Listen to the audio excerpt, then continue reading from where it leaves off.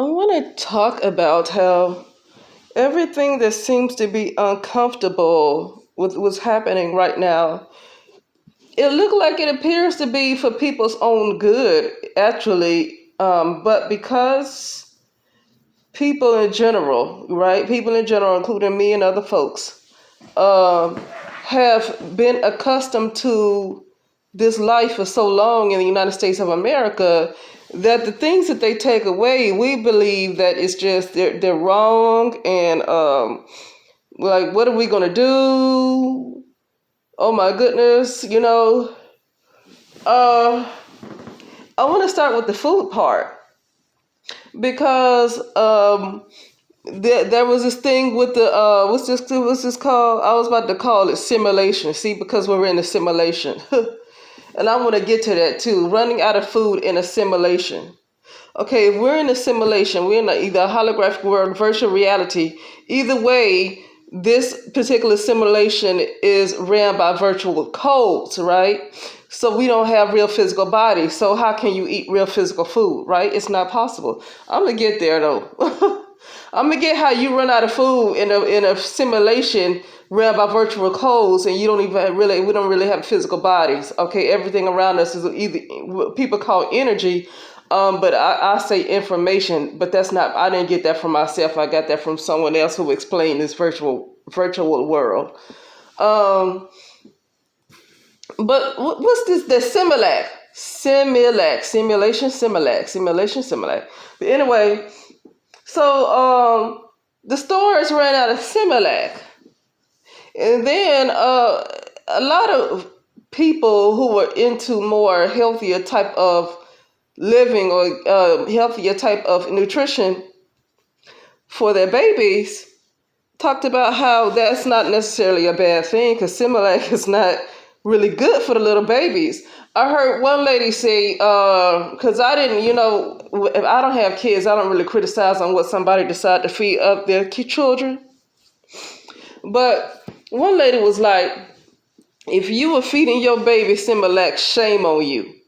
She said, shame on you for feeding your baby Similac. I don't necessarily say shame on you. Some people just really don't know any better. And even when they go to these nutrition areas and think they get an education on what's best to give their children, sometimes they're given those kind of things that are unhealthy, because United States of America, even during the health classes and nutrition classes and the basic foods and all that stuff, we were given stuff like that. That's not beneficial to us, right? That's not beneficial. We were told we need to eat meat to, for protein, right? But before this particular era, before 7,000 years ago, it was completely vegetarian. What were they doing for their health now? And it's a whole lot of people that's vegetarian and breatharian. Let me say that, breatharian, that are doing just fine. Okay, they're doing just fine. Okay, so what I'm saying is that I'm just starting off with the Similac. That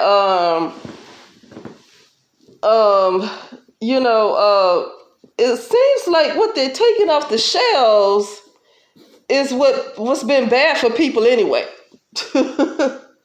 Okay, we've just been used to going into the stores and buying it, right? We've been used to going into the stores and buying it. It almost seemed like it's hard for people because we didn't grow up living like that. But it looked like we're almost being taken back to learning how to live like those tribes live. Very natural. Very natural. Okay? It looks like we're being brought back to that. But not only being brought back to that, it seems like we are being taken back to being spirit again, right? It looks like what they're doing is actually good for people. But everybody won't make it because some people are comfortable and some people are uncomfortable. Now, when I say some people are comfortable, I don't mean people who are trying to make right decisions in their life because they see what's going on, and so they try to make right decisions in their life. But I always have said, and I will continue to say, that it's best to prepare 95% spiritually and 5% what you think is physical. it's almost like it can't be 50-50. You know how you balance with the inner and the outer, you have that balance. It almost like it can't be that balance anymore. It's almost like you literally have to almost completely 100% be spirit at this point, where there is no need for food, where if they decide to take it off the shelves. Here's what I'm doing, right? Well, here's what I do anyway for myself spiritually because of things I just dealt with, right? Sometimes I go days or two without eating, and it's not because, it's just because for spirituality purposes. And you'd be surprised how much time you save and how much money you save doing that, right? And so if it ever becomes a situation where they do this, you're in a situation where you don't have anything, and some people, they're having problems with their gardens too. That ever since this whole thing started in 2020, certain grids have been over their property that wasn't there before, and it's kind of affecting how their food grows. Because I said this before, is a lot of these people have had gardens before people even before people even started really talking about it. They've had gardens anyway. Nobody had to tell them. But ever since this thing started in 2020, ever since the whole agenda really was pushed, let me say it like that, because it's planned a long time ago, but because ever since has really started and being pushed, a lot of people have noticed a different atmosphere around their properties, where some people say they're not able to do the things spiritually they used to do, right? But yeah, definitely people say they having trouble growing their food. And that's why I say it's probably best to be 95% spiritual. Another reason why it's probably best to be 95% spiritual and probably be more of a person just magic. That like you're just completely magic. Because you might come into a situation that if you do decide to stock up and decide to have a garden, what if you have to leave your house? I think in the United States, unless a lot of people have been evicted, I get a lot of people have been evicted, especially in these apartments, because they lie and say they got to tear down their apartments. But really, China has taken over, which I remember saying on my Divine Beingness channel a couple of years ago, about 3 years ago, before the 2020, right? That China has taken over. Okay. So I think a lot of these apartment buildings a lot of these tenants are moving because another nation has taken over. Okay. And so, a lot. So already with them, whatever they have stored up in their apartments, they can't just take it all with them, right? Because it's getting to a point where some people might have to be on the move. Some people might have to be on the move, and they don't have time to stock up and carry things with them everywhere they go. That's what I'm saying. It looks like people just have to be magicians. At this point, people have to be magicians. A lot of people in the United States of America, and I'm not faulting them, I agree with them, but I'm going to say this. If you think you're going to just stock up and put all this stuff in your house and be comfortable, even if you own your land, I want to say kind of just have a plan B of if something happens where you have to leave your house. And I think a lot of folks in the United States of America have not put in an uncomfortable situation where you might have to leave your house. And so if you have all these seeds and you have all this stuff, you stocked up on all these groceries and your house is full, like you have maybe 5 to 10 years worth of stuff stocked up. Well, what happens if you're in a situation where you have to leave your house? I talked about this before. I believe it was King Ahab, and Jezebel was his wife. I believe that was him because I haven't read the Bible in a while, because I haven't been to church. I haven't, I'm not a Christian, but when I was a Christian, I would read the entire Bible every year. But I believe it was King Ahab. And he had this land that it was this guy, this farmer, who owned this land that King Ahab wanted, right? But the guy said no, he was not willing to sell. Now I'm giving this example because I'm talking about the people who were okay. I can see they were smart enough to buy their own properties and plant their own and grow their own gardens. But I'm using the example of this guy that had this land, and King Ahab wanted the land. If that's the correct name, right? If that's the correct name, because I'm not able to look back and check right now. And the guy said no. And King Ahab went and cried to his wife Jezebel. He went and cried to his wife Jezebel. And Jezebel said, "Aren't you the king? Are you not the king? What are you sitting here doing and crying?" And now I'm all dramatic like that because I used to listen to the Bible Experience all the time when I was up in the early 2000s. And so she said, "Are you not the king? What are you doing here crying?" So Jezebel went and got her prophets of Baal and killed that man and said, here's the land, right? Jezebel went to the prophets of Baal. I don't know what she summoned the prophets of Baal, whatever she did. And she had the man killed, the man that owned the land, that said he did not want to give it up. He did not want to sell it. See, that's what you're saying. They can offer you stuff, but you're not allowed to say no. You're not allowed to say no. They can come and say, "Oh, okay, we would like to buy the property." But if you say no and they really want it, they're going to find a way to kill you. I'm thinking of Bill Gates as I'm saying this, by the way. I'm thinking of Bill Gates as I'm saying this. Because I don't think the people who own these properties, I don't feel like they're 100% secure either. Because these tyrants want to take over completely. They don't want anybody to have any kind of life. Okay? That's why I'm saying this. So they killed the man, and the man Ahab got the land, right? Ahab got the land. So that's what I'm talking about. So yeah, you can have common sense and stock up. I wouldn't blame you. I wouldn't mind owning my own land and having my own garden too and living just a dream, right? But if a Bill Gates, a tyrant, which at this point I can't judge anybody for being a tyrant because I see most people, but that's for another video. Most people are tyrants anyway. Most people want to control you. Most people want to throw magic at you, black magic, and control your reality. Most people are no better than Bill Gates. Bill Gates just got the money. But I'm seeing that most people in the world, they ain't no better than he is. But let's say Bill Gates is the King Ahab, although he don't need to go cry to his wife or any other woman about, "Oh, they don't want to sell it to me." No, he's going to do it. If he wants it, he's going to take it. Okay? And that's the point I'm making. And they might not do it the way Jezebel did it, but they might do it in a way to have, just like this person that has this garden, got grids all around their property where they can't grow the food like they used to. You see what I'm saying? This is what they're doing to get you off your property. So they're doing things to the atmosphere to mess up the atmosphere where you have been living this whole time to the point where it's going to be unlivable.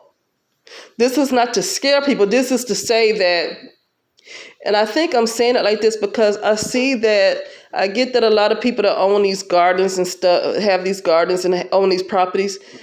I mean, I get where they call themselves wanting to warn people.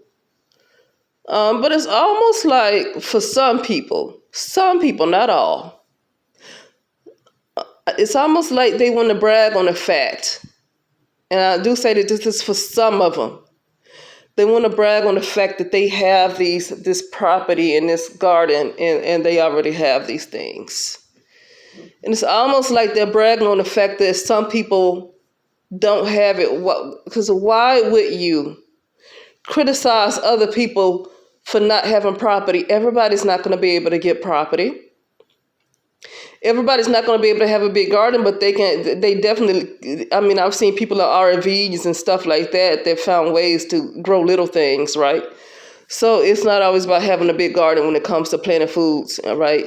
I would say people in their apartments, but I see where people are getting put out their apartments right now, okay, because China's taking over. So I can say, yeah, even people who are in their apartments are growing their food, but a lot of these apartments are kicking out a lot of tenants, okay? So it looked like these apartment buildings ain't so secure, okay?